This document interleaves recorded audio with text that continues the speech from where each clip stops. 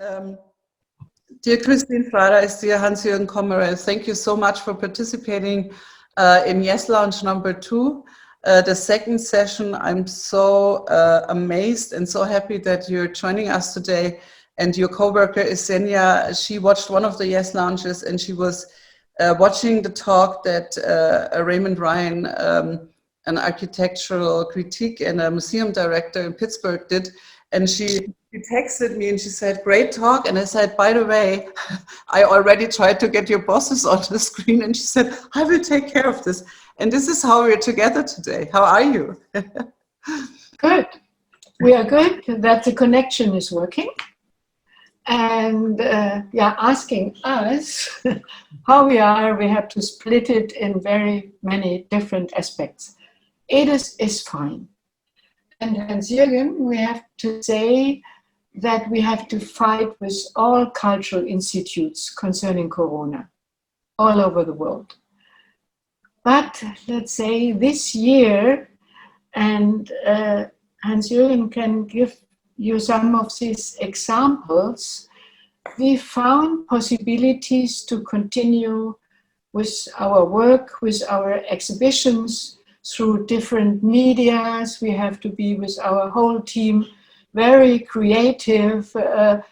We started doing exhibitions also outside our gallery, but then finally the first lockdown was cancelled, so we could do it inside.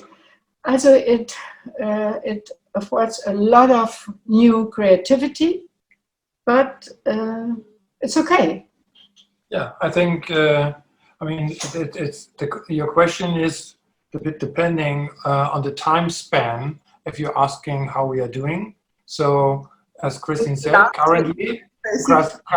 currently we are doing good, even of those problems, because we found ways to overcome the problems. And even if AID has always been a physical place, I mean, a place for physical encounter to enable informal meetings, informal communication, as of course the public events we really like to involve the people from the city, the citizens.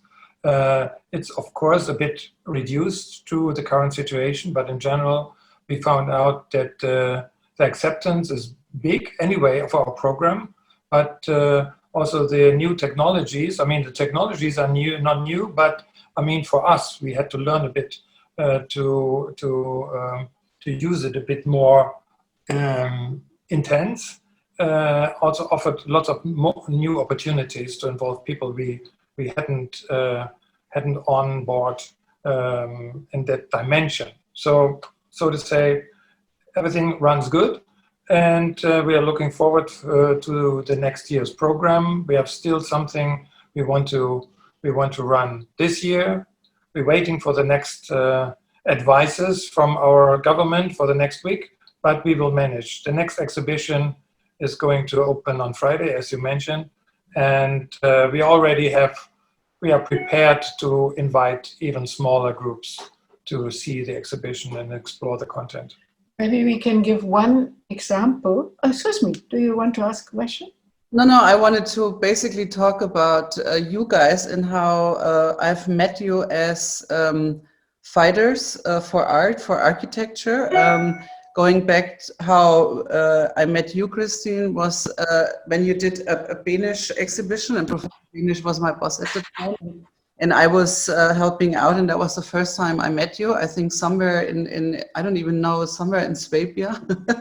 And Hans-Jürgen, we met when the two of you came to New York, and we already had met, and we became acquaintances and friends. And you were visiting all these amazing architects, and you know, we got an exhibition together, and we went and had dinner at the Harvard Club and so on. And basically, this is how we got to know each other. And I was always fascinated about the passion that both of you have for exhibition and for promoting architecture. And I can see that nothing has changed because, you know, I get the invites, and the invites have been not less because of Corona. You know, you're super busy. And, you know, me being in Munich, you being in Berlin, I obviously wouldn't know if you have 5 people an hour or 20 an hour. That's basically changing, you know, whatever guidance we get from the government, as Hans-Jürgen just said. So no guidance.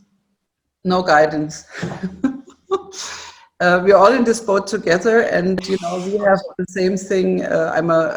Because the question was earlier what I'm doing now, what got me back to Germany. I'm a professor in Munich, and I have an office called Yes Architecture. And in Corona times, I came up with this format for my students because they cannot really, we can't have lectures, we can't meet at school. Sometimes we can meet at school, but then only 5. Then the next day it's 9 people plus professor. So really these talks are for my students, and this is why it's called a rolling bar, because we do have a bar and now we don't have a bar. So it's all virtual. But back to you, I met you, you guys convinced me to come back to Germany and you know, be an architect here again, and somehow it worked out after 9/11, another change accelerator. So let's talk about what Hans-Jürgen already mentioned. You learned a lot. You're applying new technologies or the old technologies in a different Zoom boom way. How has it changed your exhibitions and the way you work? First of all, I want to answer. I said at the beginning, no guidance, but not concerning Corona. We have the guidance that everybody has. Maybe this was a misunderstanding, but no guidance is all, no money, no funding, so no guidance on our program, what we are doing, what we fight for. So in this way, we are totally free. But now your question was how to deal with Corona. No, I mean, our program. Let's put it this way. I mean, you are fighters for architecture, and as you just said, no funding, no funds, and architecture and art. Even if everybody knows that it's very important, you clearly have to deal without the funding right now. But my questions are: what new ideas do you have right now for exhibitions? What are new projects? Corona, we just have to deal with that, but clearly it's changing the way you work, it's changing the way we communicate. What do you see in your work? What has changed in the last year? Also, maybe you answer because you have different questions. What has changed and what is the program? So, Hans-Jürgen, what is the program? Let me answer what have changed, because I don't see too much change as we kept our program, as I said, and we continue to provoke physical encounter with the people. Of course, we got a wider range to communicate now to these technologies applied. So, but in the exhibition program, we always say keep on going, making exhibitions, while similar at the same time inviting people to provoke a discourse about all the questions around about the improvement of urban living environments, social coherence, and the interplay between politics, architecture and space and the city. So the next exhibitions to come, I have to just think, was haben wir vor? I will wait. Yeah, of course, yeah, no. The next really, on Friday? A project what we have initiated almost 2 years ago, because this is our 40 years anniversary year. So we considered that we have a number of exhibitions, each representing a specific issue. As we started in the beginning of the year with an exhibition or from a studio from Copenhagen called Kobe, going into the urban issue, going into the urban environment with architecture, of course. We had another exhibition focusing more the rural development and how to continue and develop the way agriculture is promoted, and it was called Architecture for Pigs. Architecture for Pigs. I love it. For pigs. Yeah, it was actually very, very successful. Yeah, it was the students, it was a cooperation with the government and some agency from the government about agriculture development. And we invited a number of universities to participate. And we got really a big attention, because it was right. It was just the right time about how to treat animals and what is the food for the future, and how we develop rural development. And maybe another exhibition, I think, which is remarkable. So this year, there was a plan, because there is a new award. I don't know if you know that, the Obel Award. It's from Denmark.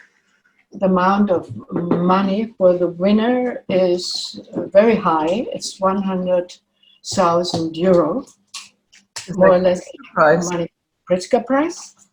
And they have a special issue or direction in what they are going. Who should be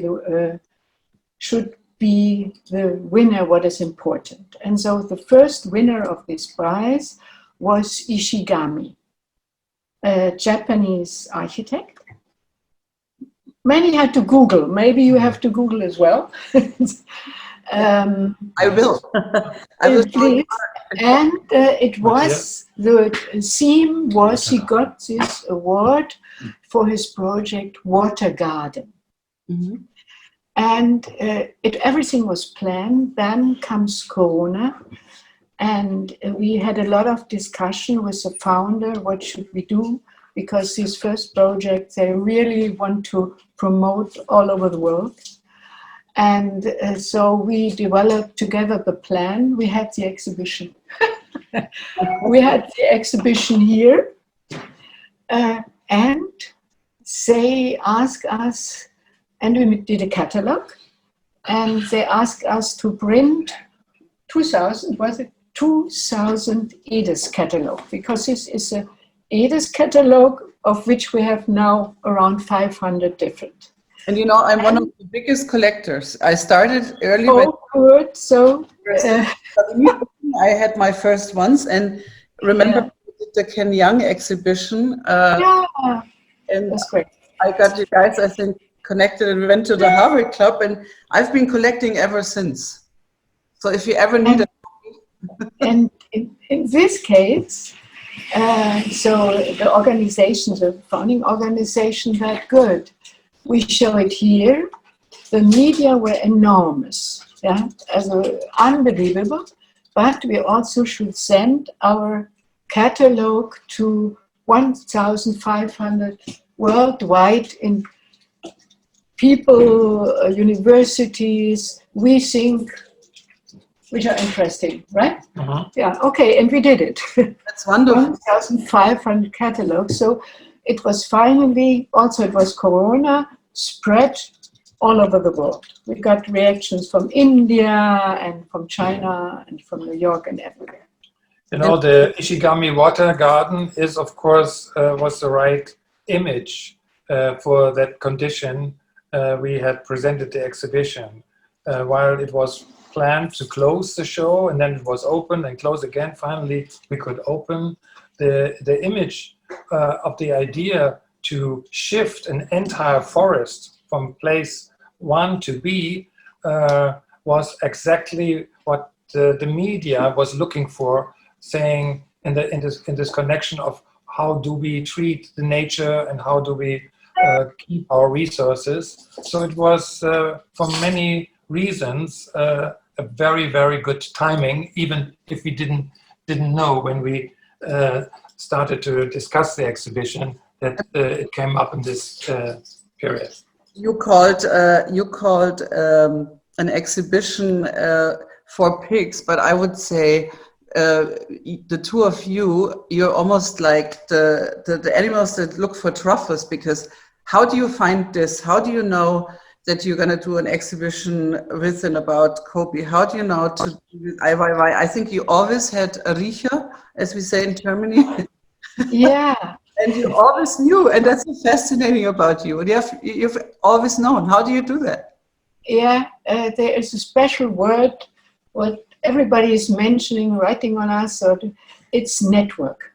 Yes. So we believe what we are doing. We are very committed. We are very enthusiastic. And somehow, when we did for our jubileum, we did this book. Can you see that? Faces and Spaces. Gorgeous. 500 pages. We will send it to you, to Munich. Yeah, only photographs. It is because over these 40 years, we have a very close network, and many of the architects we are showing, and not only once, but we continue even with Benisch you mentioned, or with Saha, we had 4 exhibitions. There is a friendship and a deep trust. And so if a network is there, it's spread out, whatever you do. You see new people. We met you. Think about that. Yeah, 20 years ago, I don't know. And now we sit here together and we are talking. Maybe I can comment this because KRISTIN has started this in a time. I think KRISTIN is a kind of inventor of what a network is before it was called networking, because it was a real connection with people, you know. Today, everybody has networks, and we call it network campus, and everybody is in this or this social network. But the base, and I think really the value of what KRISTIN has started was already 40 years ago, by being very open to everybody, saying, we invite you. I mean, about the truffle pig, KRISTIN was, and we are today. It was also commented by Peter Cook many years ago, that when KRISTIN was also asked, how did you make it to get these people on board and to promote the specific questions, Peter Cook said, KRISTIN had the right sniff. And I think this is something... And he touches his nose, you know, Peter. And I think it's important that you have the sniff, but also to have a kind of all-day interest in the way we live, not only on architecture or a specific style or something, which has a different perspective on the social structure, yeah, in which we live. And so this offers many, many questions to raise, and many, many different people to invite to provide, I would say, answers, but ideas. And I think this makes the value that is not so specific, but wie heißt es, neugierig? Curious. To stay curious on all levels. Yeah. No, and remember, I mean, KRISTIN, when I met you through the Benisch exhibition in HANS-JÜRGEN, when I met you in New York, I mean, you guys were curious. I was working for Bernhard Schumi at the time. Right. And you came back when I was working at Asymptote for Lysen Couture and Hani Rashid, and we always had a great time. We met other architects. You did an exhibition about Ken Young, but not really about him. You got him together with a friend of his who was a fashion designer, and you did. And there was at that point it wasn't done. Nobody came up with it. And you had the idea in Harvard Club. You guys told him, listen, why don't we do something about architecture and fashion? You know, and the third and the second, Skin was the title with Ken Young.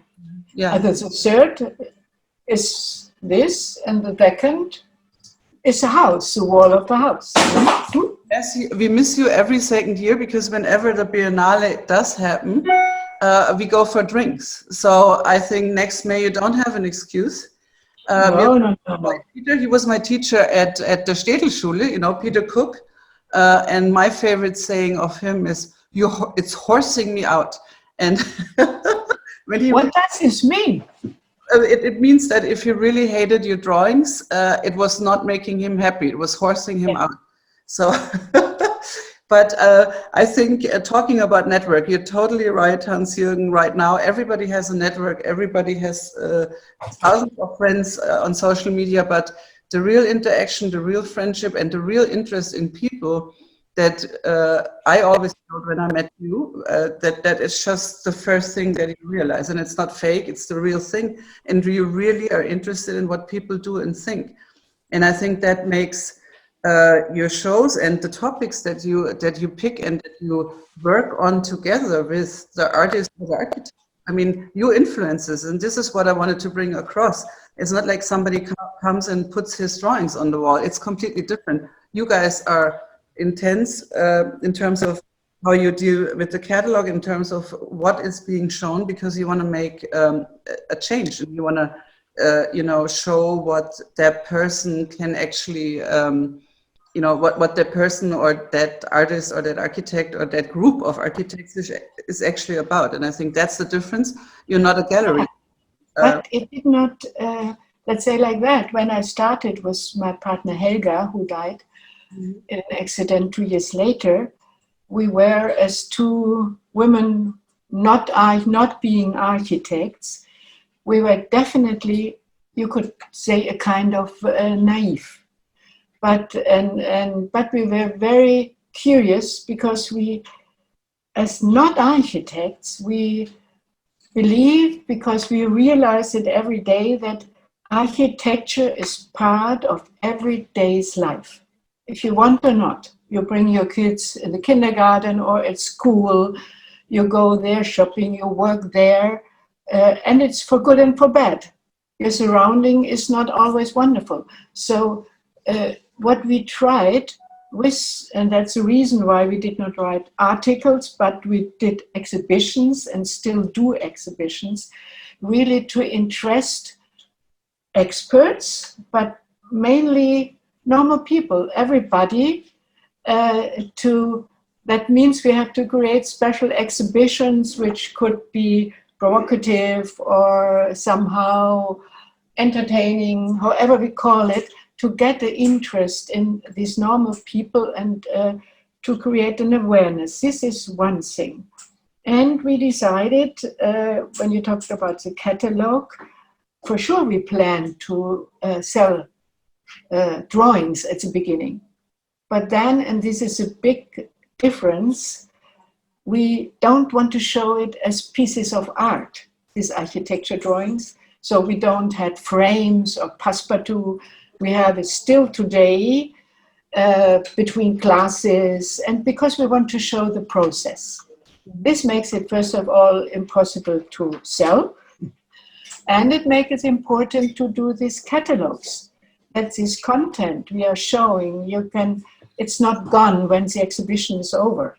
You can study that today if you, and what is important for me also with this network is that we follow our architects, and the architects where we think, and the work we think should be communicated with others. That's the only issue. It's so interesting that we want to communicate it. And so with Zaha, I talked about with Peter, Peter Cook, we had 3 exhibitions, or with Liz Diller, Diller's Coffee Rentron, you know. Yeah, I love them. Yeah, we love them. The pity, or the good thing is we love all of them. We love John Hayduk, you know. We did 3 exhibitions, and I was at the funeral. It's a close relation. So we don't want to show, okay, now we have Liz, and we have Hayduk, and we have Eisenman, and everybody. We want to continue their way of life and working. By the way, Peter Eisenman came to see us. I was in Yale with friends, and he came for Easter brunch. And so we talked about you guys too, because, you know, he talked about Berlin. It was a fantastic brunch. And yeah, he loves Berlin, and a reason for that is also you guys, you know. Yeah, but the funny thing is, he became honorary doctorship from the TU. I think it was 1.5 years ago. Yeah. from What? the Yeah. University in Berlin. Yes. Yeah, so, and Kurt Forster was there and talking, and Muneo was there and talking, and the guy who organized said, asked me to talk to this, at this ceremony, and it was really a very funny, emotional moment for all of us, and this kind of relation we have. I mean, the thing is, there's a German word for what you're doing. It's Architekturvermittlung. I mean, it's a very sachliches Wort. It's very, but you also got the Bundesverdienstkreuz, which is a huge honor. I think that the German government very early on realized, I mean, what you guys are doing for architecture, and I think that your work is beyond important, because you also, you know, even if I hear about the word resilience, then you guys did research on that 2 years beforehand. I'm not saying I'm slow, but I think that you always smelled the door a little bit earlier. And that brings me to my next question. How do you deal with politics? Now, sitting in Munich, you know, and not being idle, you know, clearly I was, for example, in a jury for Checkpoint Charlie. I was in a jury for many high-risers in Berlin, so I'm in Berlin quite a bit. And next time I will come and visit you, I promise that. How do you deal with politics? When KRISTIN, you and I met, there was Stimmern and Savade and the Gestaltungssatzung and so on. Now we have different things. Now we have different political issues. How do you guys stay out of it, or do you not stay out of it? How do you do politics? Good. One, you had two questions. One, you said we are all the time a step further. Yeah? And I think it's very interesting, before we come to politics, we have a clear opinion. I really have to mention that concerning China, HANS-JÜRGEN, all our close connections, and this is very important. We were the first in the world in 2021. 2001. 2001. Please, you have to explain that, because this is still unique. There was the first show of Chinese architects out of China, because it was the first year that they could work independently and not in big state offices. Yeah, Hans-Jürgen, in this case, you was the inventor, please. I mean, this gives an example about talking about sniffs and identifying issues of importance or of interest. While at that time, in the 90s already, many, of course, European countries and architects, or even American, were focused on the Chinese market. We say, in order to, with their mission, bringing somehow architectural, we say, knowledge as we are behaving in our European way, to go somewhere in a foreign country and tell the people what to do. So everybody wants to make business. The big names were going to China to build there. While we were asking before we go to China and try to tell the people what how to do and how to think about city and architecture, it was our question: what is coming from China? What is existing there? And this was a very simple question, as we always have when we approach something we don't know, yeah? That we try to learn first. And this was just in a way an interesting coincidence of timing, because it was just the right time, because we found out that these architects we have shown in 2001 was a kind of elite in that way, that this was the very first generation where to be able to open an independent practice in China after the huge architectural institutes they used to develop their cities and architecture. So these names, many of those you know, Jung-Ho Chang, he got the chair of architecture at MIT later, of course, Wang Shu got the Pritzker Award, and Jing Yun Ma was chair at the USC. However, Weiwei, yes. We met him. We had the first show with Weiwei ever in Germany at that time. And nobody knows. Through this architectural approach. And I think this made it it's a very exciting but interesting example. But because in that case, it was not just bringing something new to Germany or to Europe, while these people in different configuration were shown after that all over the world in exhibitions. But it was also interesting that this discussion of this exhibition in Germany created a big discourse within China on the self-consciousness of architecture and architecture culture in China, and also it instigated a discussion of the value of architecture culture. And the title, you have to say, was Tu Mu, as a special material. And whenever, we are very often in China, and sometimes they ask us, oh, Tu Mu, you're the guys from Tu Mu? And then all doors were opened. And also, after this exhibition and what you did there, we started getting Chinese students all of a sudden, you know, because they came in order to go back and work as independent architects or work in smaller practices. And before that, we didn't have Chinese students. Yeah. A few in the also from the beginning, possibly. The way that many, and then the question you asked us was how we see the politics or the building politics over these 4 decades. Was this a question, the politics you asked us? City planning, restrictions, you know, it's a huge field, but clearly architects or urban planners, you know, we're creating the city, we're creating our environments, and you make a lot of exhibitions about that and talk about all the phenomena that we find here. And so clearly you're involved in politics. Yes, we are. Because finally we discovered, even when I was journalist, everything is politics. Whatever you do has a background which is linked to politics.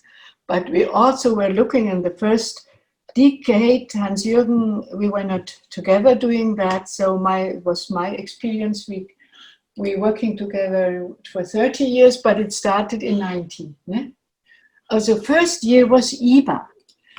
This was an international building exhibition, and you know, Josef Paul Klauhaus was the head from IBA New.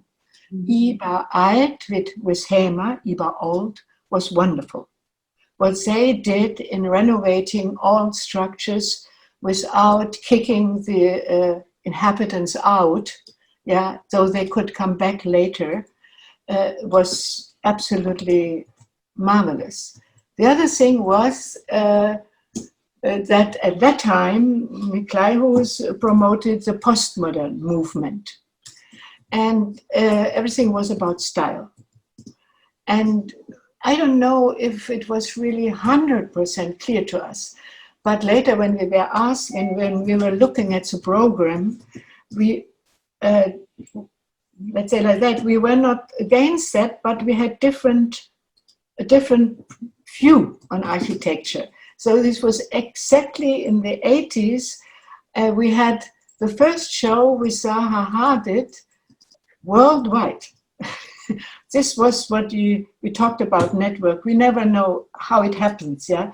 And not in London, not in New York, with us with the Peak Project, you know, yeah? Yes. So Zaha was, you never, ever, ever would have asked somebody like her. We had in this time exhibition with John Haydock, for example. We had an exhibition with Caesar. Alvaro Caesar built for IBA Old, but never ever he would get a commission for new. Also finally, and we had an exhibition with Peter Cook. These were all architects who were never asked from Klauhaus to be to get a project or to take part in competitions. So somehow we had a very open position, and we want to show concepts where others should think about that there are really different ways to deal with architecture, and not only that the facade is the main argument. Yeah. So this is political. So Gleichhaus did not love us, definitely. But we were small and he was big. Yeah. And then politics, and this we worked on that together. Hans-Jürgen was then in the 90s until end of 2010, or until there was a Stimmann era, also politics, city building director. He around, no, if you do that, we would do that. I did the wrong movement, but yeah, because the funny thing is, when the wall came down, and all our architects, especially from New York and US, they loved Berlin. Say that, oh, this is a city, why do you want to go to New York? We want to come to Berlin. Remember the Spreebogen competition? Out of the 2,000 participants, half of them were American. I mean, I'm exaggerating, but yeah. Yeah. Also it was, Berlin was a dream of openness and independence, and now was the fall of the wall, and Stimmann was there. Yes, I think the city was always seen as an unfinished city, and with its wounds from the war, and the gaps and voids always was a kind of stimulation for any kind of architects from all over the world, and so this left so many opportunities, at least in mind. While Berlin, with the new condition, after the wall came down, everybody was somehow expecting taking this new condition into a optimistic drive, vision, and creates a vision. And the frustration was every year we developed 91, 92, and so on. Every year the frustration rate went down, because everything was so, nobody understood, while the city as a whole, of course, represented by specific people who were the driving forces in the regulation. The government. While the city didn't take the opportunity to become a leadership in the way of how do we think about city, which country in the world at that time, or which city had the opportunity to renew itself in that way. So, and this was a bit of the big frustration came more and more from all over, that everybody was keen to offer something, to contribute, but there was no kind of sense going new ways and try something. We have, of course, offices here in Berlin, also at that time, in the very beginning, Kristin can tell better, that there have been already people like Matthias Sauerbruch and Louisa Hutton beginning, in the very beginning of thinking about even resilience and sustainability, but with their proposal for the Kochstraße, for the GSW building, it's a significant example how much, we say, power was coming up to try to avoid this project to come. Yeah, and this was a bit of a.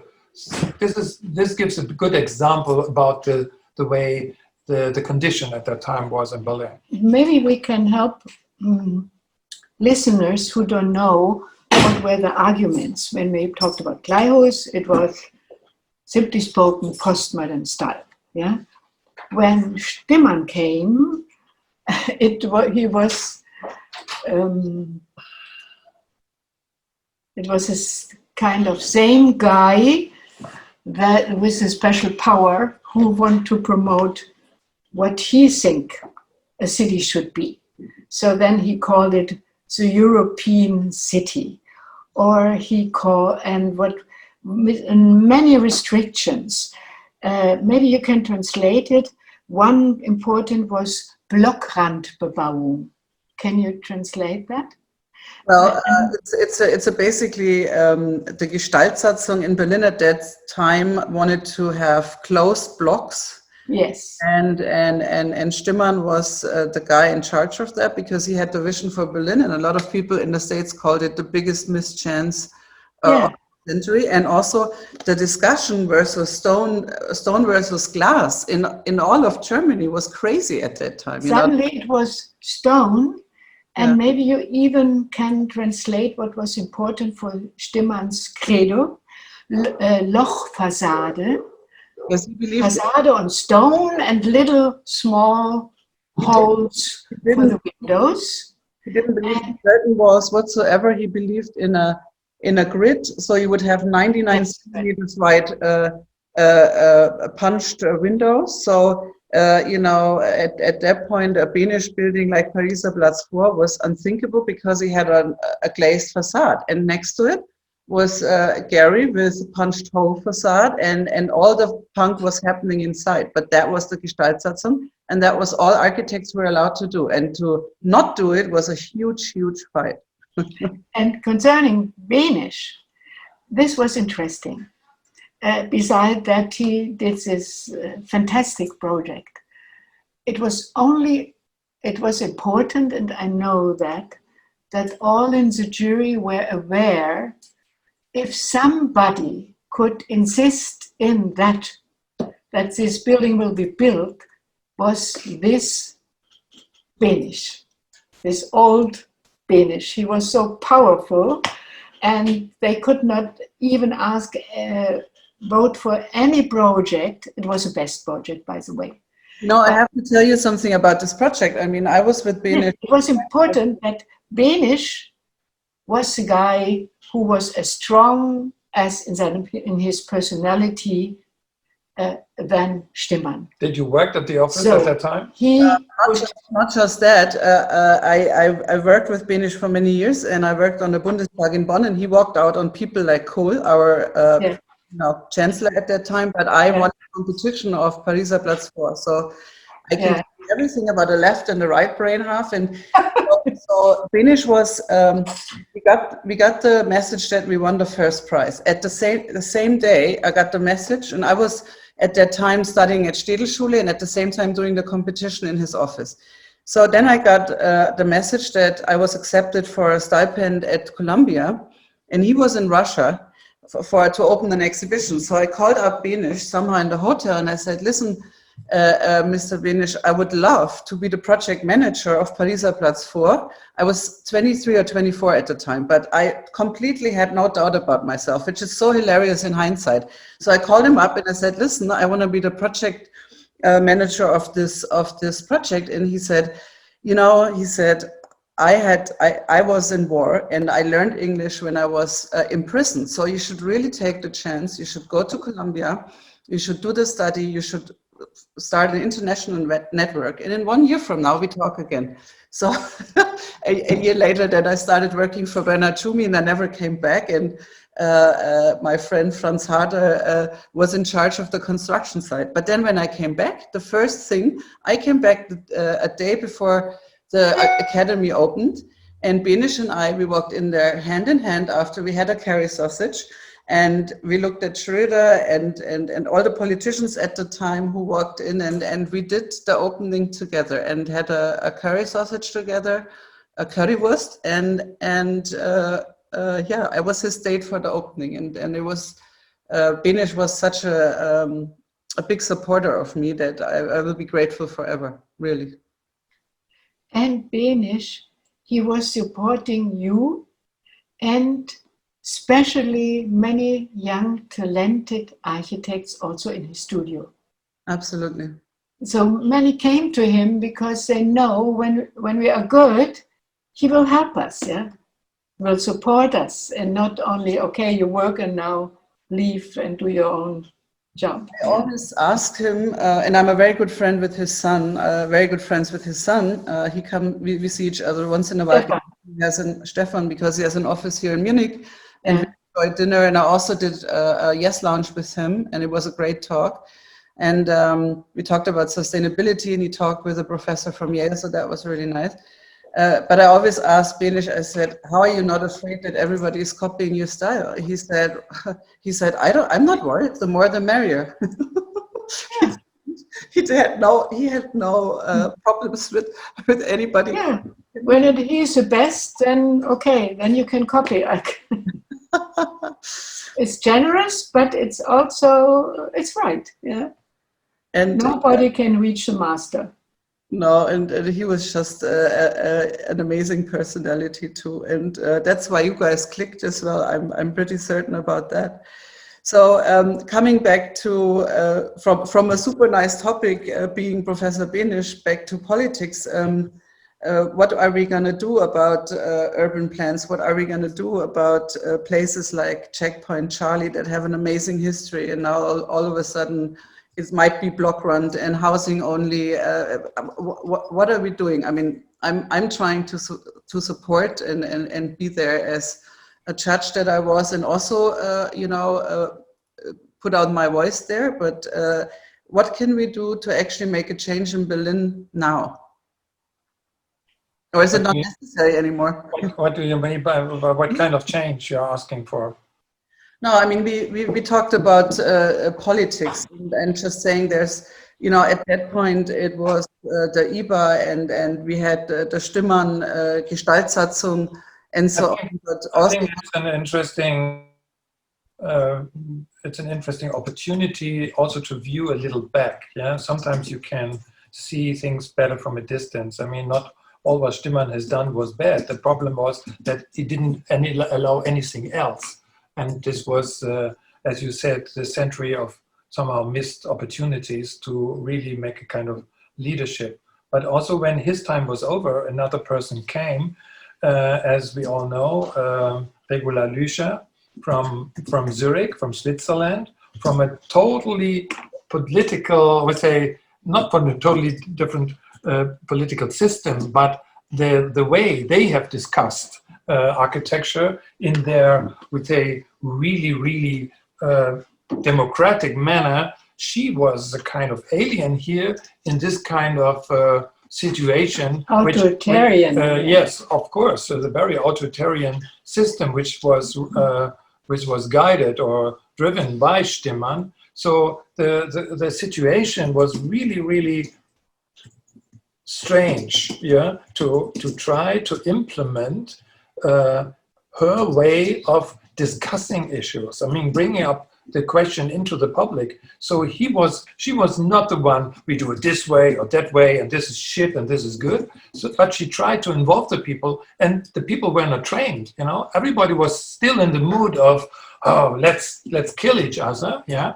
And this was something, it took a really long time. People understood that if we want to invite people to discuss, I mean, we're talking about participation, and we are, of course, we are progressing in this question, I mean, involving the public into the questions of urban design and shape. I think it's really improving and doing good, but we need much more energy to bring this kind of technique and method really into the people, into the public, yeah? Even in the schools. If we want to create awareness about our environment in the future, we have to start very early. And this is something I think Regula Lüscher tried to initiate immediately when she came, and this was also a conflict because nobody was used to things like this. Yeah. Actually, she could manage a lot, but in a different way, not acting so much in the outside. And she formulated different organizations for proofing projects, has committees, all this what a serious person is doing, but it became harder and harder. And I was a witness with Checkpoint Charlie, and I was in her office a couple of times, and we also had a brief exchange, we also, because I wasn't happy how the thing was decided in the end, you know. So yeah, I do see it's an amazing job to have, but it has restrictions. Yes, it has, because there is a mayor who also sees that he has to play a special role. Yeah, and also the condition of the different boroughs in Berlin. They're each, I would say, kind of different kingdoms, you know. It's not really the possibility to create a kind of general, we say, guidelines, because everybody has his own, every borough has its own kind of regulations, and it's a difficult issue. It's an opportunity, but it's also very difficult, you know, to bring this together. To go deeper into it, I don't know if this is we have time enough and we are informed enough. But you guys, so I have time, and I think our viewers will appreciate your insights because it's amazing. Yeah, but there is, and in this case you helped me, they also asked Daniel Liebeskind, what you probably know, and for Checkpoint Charlie, and he said no. So it's important with this company who owns this place and their Checkpoint Charlie. And there was a question that it could be possible to buy that back and then to develop a new strategy. Is this right? Is this also what you know? I think that I'm supporting this. Yeah, I'm supporting. Yeah, right. This, but as far as I know right now, this did not happen. No, but we had a lot of meetings in the background, informing the public about the processes, informing what the decided master plan would mean, trying to bring that across, and also working with the owner or the former owner, let's put it that way. Yeah. Make it right. And you know, for me, not being from Berlin, it's easier to make a fight than if I had a fight in Munich. You know what I mean? I mean, but as an outsider. Yeah, but Ruth, we are not part of the government, but we have, over the years or decades, we have a kind of serious voice. And we also, we fight for different things with our campus. We have not mentioned since 11 years. HANS-JÜRGEN had the idea we should develop this campus, AEDES Network Campus, laboratory, urban laboratory, it's called. So we have students, and then I tell you why I'm telling that. We have students, universities, exactly from all over the world, working there, developing concepts, and Berlin is a role model. They come with their professors, and they are really interested also to react on what is happening in the city. And we have sometimes 2 or 3 events or discussions in the campus. And right now we were fighting, or we were fighting for, we never want to fight against, we were fighting for that 2 important buildings will not, how you say that, torn down. This is from Vehling-Gogel, Hygiene Institute, you know, also as an example, and the Maus bunker from Henska. Okay, so we do public discussions. And there was, and we wrote an open letter to the mayor, to the head of the Charité, and so on. And there came reactions, let's say like that. To make it more public is what we can do. For example, and we are, we can, and we have a lot discussions, is this way. It's an offer to you, Ruth. You should find, together with us, the right people again and again to discuss the Checkpoint Charlie issue. So then we have a project together, because I'm of course in touch with Haskell all the time, and the architects who participated, but also the city, and I'm absolutely ready to discuss that again and just find the best solution, because it's a historical site, and it means a lot to our visitors from all over the world, and it cannot be just erased. I don't think it can simply be erased. It's too important. Yeah. Also, but this comes up with again with the question of ownership. Yeah. Who owns it? I mean, as you know, the city is sold out, you know. This is something which usually a city doesn't do, that all the ground, all the property is given in private hands. So it's difficult to then you have the boroughs, then you have this kind of conditions that is already privatized.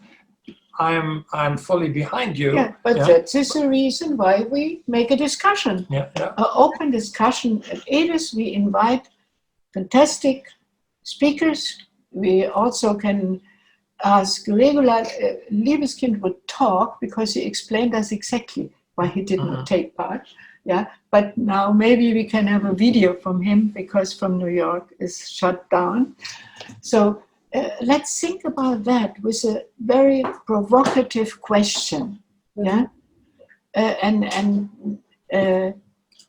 for such an event, and we invite journalists, and the interest is in general great, and we invite the public, and we had fantastic discussions and fighting. I found an amazing project, and by the way, Liebeskind is doing a building in Munich, and I'm in the Stadtgestaltungskommission since last year, and so he also spoke to us via Zoom from his office. So I'm sure he will participate and talk about it, and also I'm sure Regula Lüscher would talk about it. Also Regula definitely would do it. From Liebeskind, I can talk to him, and because he was in Berlin and he was asked, I have to figure out, but then he had a clear position why he don't, I think somehow maybe big names, they want to use him. Okay, this did not work. Also, after our talk, whenever we start to think about what are the right questions for the discussion. And see, my last question would have been, what are your plans for the future? Now we know we're planning this one, but I mean, you have the campus, you have your gallery, you have, and by the way, I also remember that I also met you again through Face Design from New York. Guys, I still know, I don't do face design anymore, but if you think about the future, do you make goals, or do you just observe, smell, be the little truffle hunter, and then react? How are you going about the future? Okay, one thing, HANS-JÜRGEN is better than we are. Maybe it's more.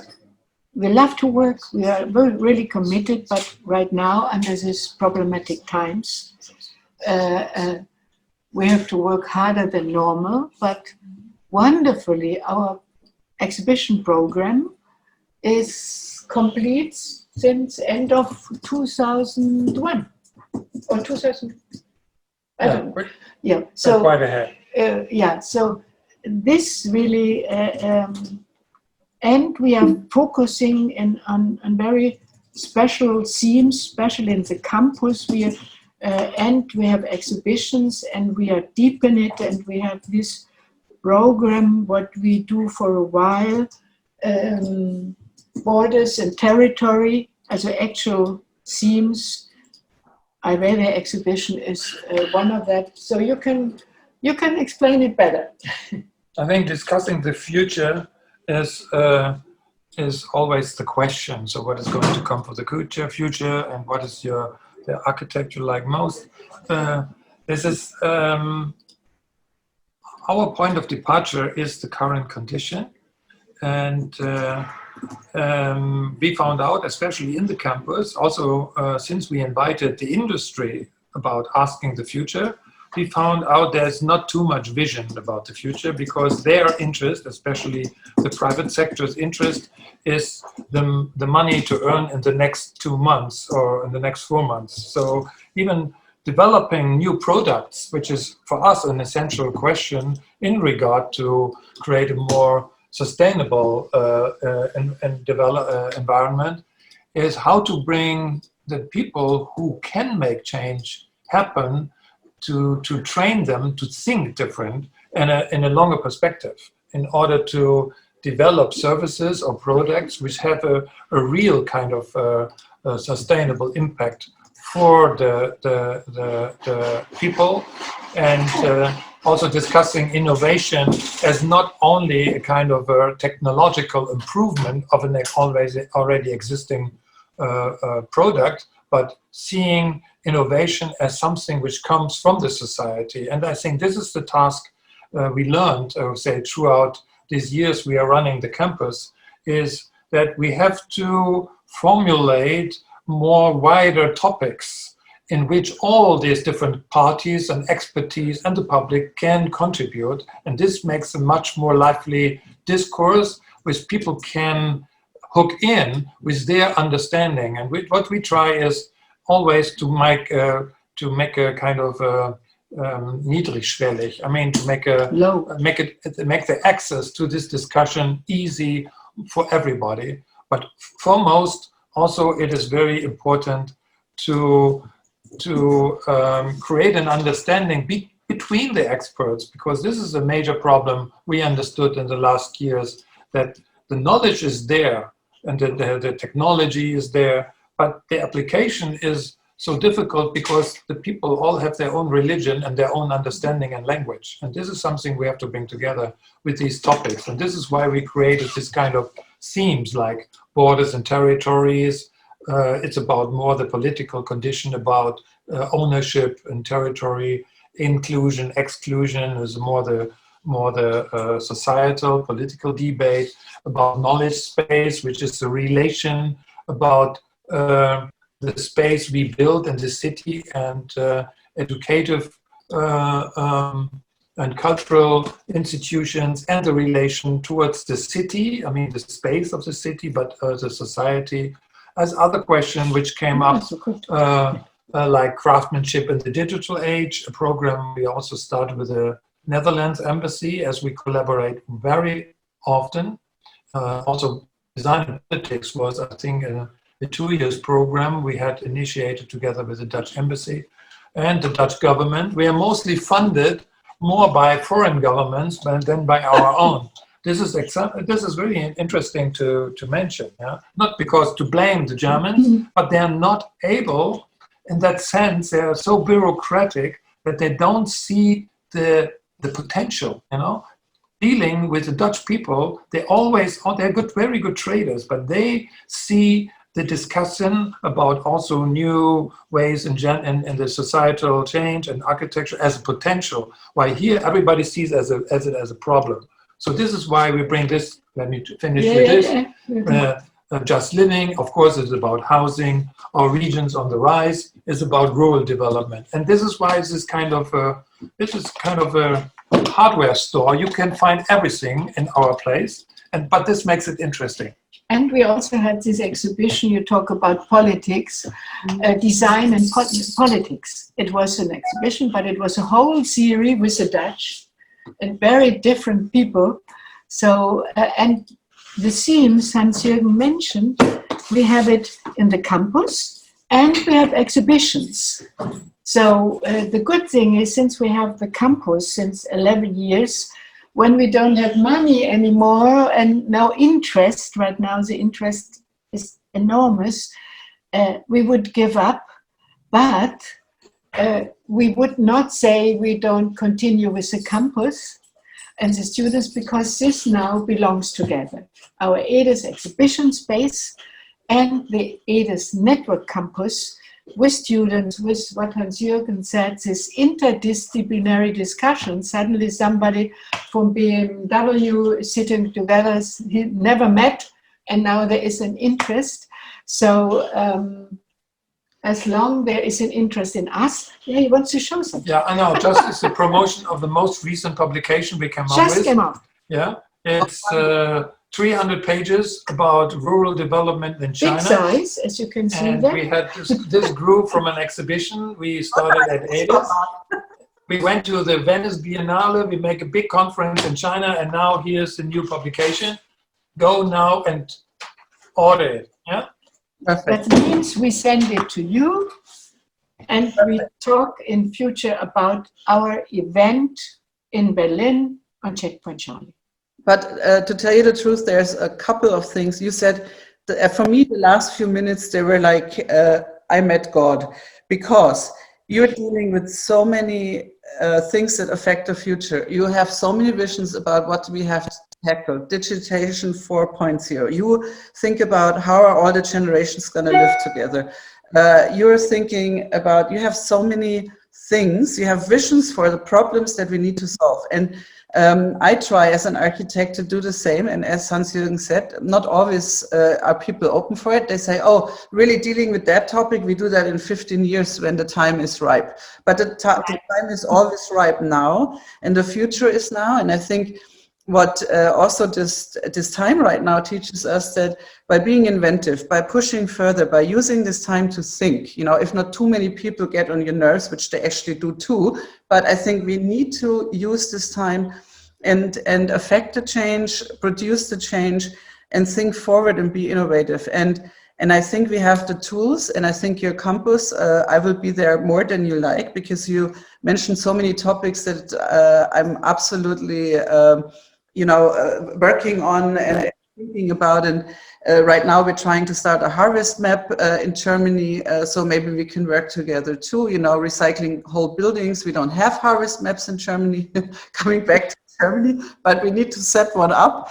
And I also always have master studios, I always have students, I always have people that can help out. So you're not gonna ever give up this campus, quite the opposite. You're gonna make it even bigger. And I think this talk was so beyond amazing, and I will invite a lot of the people that you know from Yale and Harvard and Columbia, and all the people that know you from the States, because we're all communicating online right now.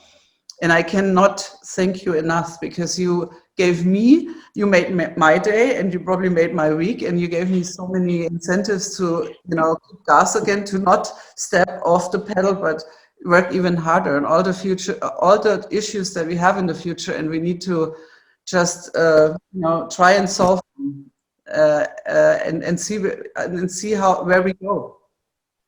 Super inspiring talk, and I thank you so much.